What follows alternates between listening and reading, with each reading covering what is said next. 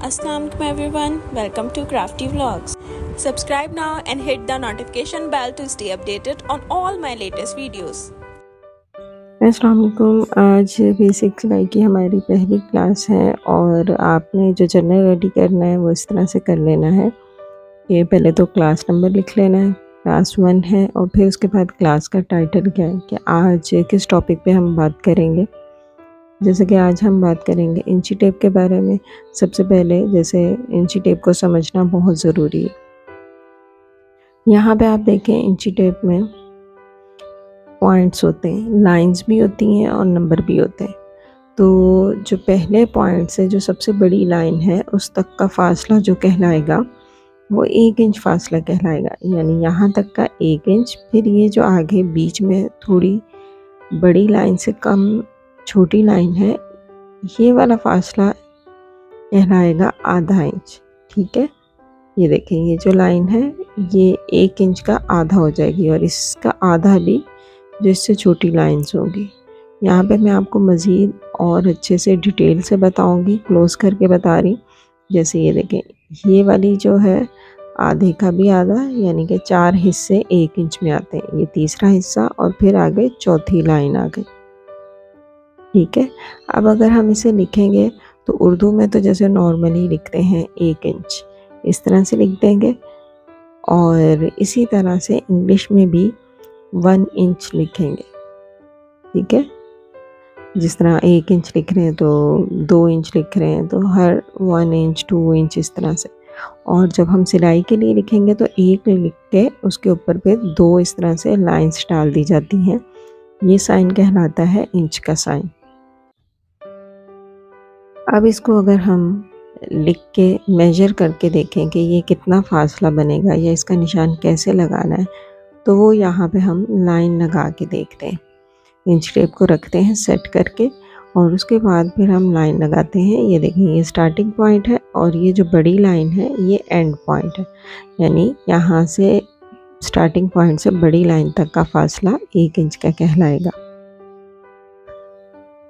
अब इसी तरह से अगर हम 1.5 इंच कहते हैं, यानी 1 और आधा इंच को कहेंगे 1.5 इंच, तो उर्दू में सिंपल लिख दिया 1.5 इंच और इंग्लिश में लिखेंगे 1.5 इंच।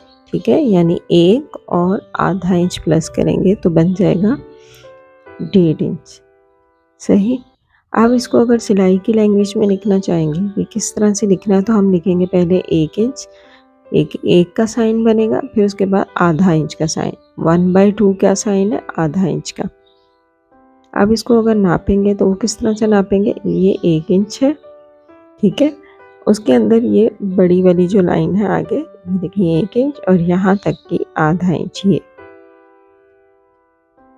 तो ये हो गई तकरीबन 1.5 इंच की लाइन। ठीक है, इस तरह से हम सबसे पहले इंचेस के बारे में देखेंगे, फिर उसमें प्लस करके देखेंगे, फिर उसको लाइन लगा के देखेंगे। ये देखिए ये इतना फासला आधा इंच कहलाएगा। वैसे भी अगर आप 1 इंच को फोल्ड करके देखेंगे तो वो आधा इंच बन जाएगा। देखिए 1 इंच, और अगर उसमें थोड़ा सा और मिला दें, यानी 2 लाइनें और मिला दें तो 1/4 इंच कहलाएंगी, यानी 1.25 इंच। तो इसमें टोटल 8 लाइनें होती हैं 1 इंच में। अब अगर 1.25 इंच देखें तो 1 इंच प्लस 1/4 इंच, यानी अगर 1/4 इंच को आप देखते हैं यानी 1/4 हिस्सा, तो अगर यही 1/4 हिस्सा 1 में प्लस कर दिया जाए इतना सा हिस्सा, तो वो बन जाता है 1.25 इंच। तो ये 1.25 इंच भी हो सकता है, 2.25 इंच भी हो सकता है, इस तरह से, यानी जिस भी इंच के साथ आप प्लस कर दो। अब 1/4 इंच का जो साइन है वो 1/4, यानी चौथाई हिस्सा उर्दू में, और इंग्लिश में कहलाएगा क्वार्टर। अब यहाँ से यहाँ तक का 1 क्वार्टर, फिर ये 3 क्वार्टर मिलके फिर चौथा क्वार्टर, यानी 4 क्वार्टर मिलके 1 इंच कंप्लीट करते हैं। अब अगर इसको हम लिखें इस तरह से 1.25 इंच, तो उसको फिर उर्दू में तो सिंपल हमने लिख दिया 1.25 इंच, इंग्लिश में हम लिखेंगे 1 1/4 इंच और सिलाई की लैंग्वेज में 1 प्लस क्वार्टर इंच करना है तो 1/4 और ऊपर 2 लाइन्स लगा दी तो बन गया 1/4 यानी कि क्वार्टर इंच, 1¼ इंच या 1.25 इंच। अब आगे देखते हैं 2.25 इंच अगर करेंगे 2.25 इंच में क्या करना है यानी 2 इंच में क्वार्टर इंच प्लस करना है, तो इसको मैं यहाँ पे भी लिख रही हूँ क्वार्टर इंच। तो हम क्या करेंगे 2 इंच में प्लस छोटी सी क्वार्टर इंच की 2 लाइनें ऐड कर देंगे, ये देखिए तो ये इतना सा फासला कहलाएगा क्वार्टर इंच। और जब इसको किसी इंच के अंदर प्लस करेंगे तो जैसे 2 में प्लस किया क्वार्टर इंच को तो फिर 2.25 इंच, 3 में प्लस किया तो 3.25 इंच, 1 में प्लस करेंगे तो 1.25 इंच। अब ये 1 हो गया और ये 2 और ये 2 लाइनें प्लस की तो ये क्वार्टर इंच यानी प्लस किया तो ये बन गया इस तरह से। लिखेंगे कैसे 2 और 1/4। अब ये आधा इंच को देखते हैं किस तरह से मेजर करते हैं और किस तरह से लिखते हैं। तो आधा इंच लिखेंगे सिंपल जैसे लिखते हैं, और अगर इसको फिर ऐसे लिखेंगे 1/2, ये हो गया आधा इंच। अब ये जिसके साथ मिलेगा उसमें जैसे 1 के साथ आधा प्लस करेंगे तो 1.5 हो जाएगा, 2 के साथ आधा प्लस करेंगे तो 2.5 इंच हो जाएगा।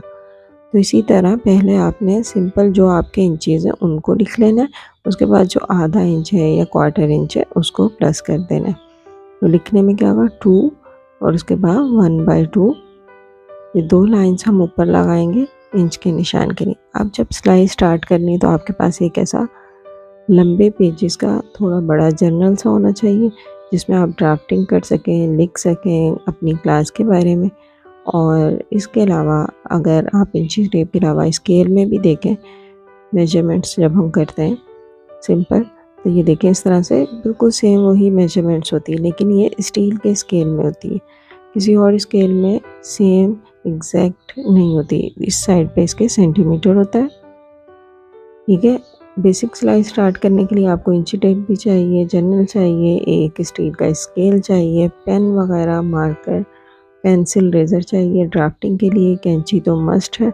उसके अलावा ये देखें इस तरह से चॉक्स मिलते हैं, ये क्रेयॉन कलर होते हैं, बच्चों के जो कलरिंग होते हैं ना, ये भी बहुत आसानी से मिल जाते हैं और ये बहुत सिल्की कपड़े वगैरह पे आराम से यूज़ हो जाते हैं। ये चॉक है और ये क्रेयॉन कलर है, देखें इस तरह से ये आप चीज़ें ले सकते हैं ड्राफ्टिंग के लिए, चॉक्स वगैरह।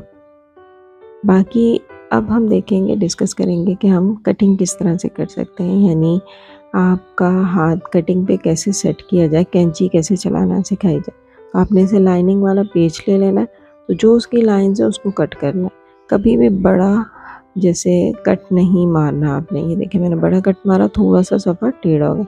हमेशा आपने नोक से या फिर कट लगाते हुए कैंची को उठाना नहीं है, बस इतने से हिस्सा आपका कटिंग का पार्ट है। ये बड़ा हिस्सा पूरा कैंची का आपने यूज़ नहीं करना कटिंग में, आधी कैंची आपने कटिंग के लिए इस्तेमाल करनी। ये देखिए यूँ कट किया, पूरी नोक बंद होने से पहले कैंची को आपने आगे की तरफ कर लेना, ठीक है। पूरी नोक बंद करके फिर कैंची को उठा के कट करेंगे तो वो फिर जैसे जगह जगह से कट्स के निशान लग जाते हैं ना, टेढ़ी मेढ़ी कटिंग होती है, तो उस तरह से बन जाएगा।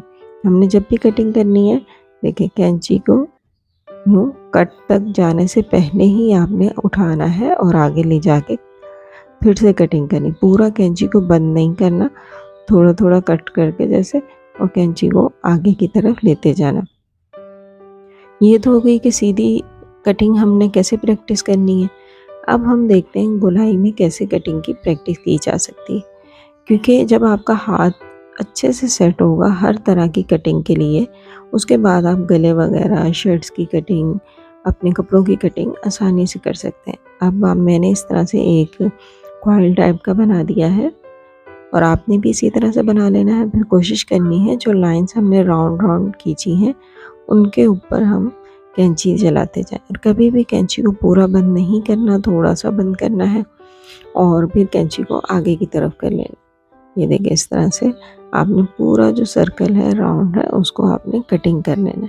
अब आपने एक ले लेना है कोई किसी भी चीज़ का ढक्कन, वो छोटा ढक्कन भी ले सकते हैं, बड़ा भी, मुख्तलिफ साइज़ के ढक्कन लें, उनको ड्रॉ करें, ड्रॉ करने के बाद उसकी कटिंग करें। ये कटिंग आप अखबारों पे भी कर सकते हैं, फालतू पेजेस जो कॉपी के होते हैं उस पे भी कर सकते हैं। तो आज की क्लास में आपने इंची टेप के बारे में लिखना है, तमाम इंचेस का, और जो कटिंग मैंने आपको सिखाई है इस कटिंग की आपने अखबार या फिर वेस्ट जो भी आपके फालतू पेजेस हैं उस पे आपने प्रैक्टिस करनी है।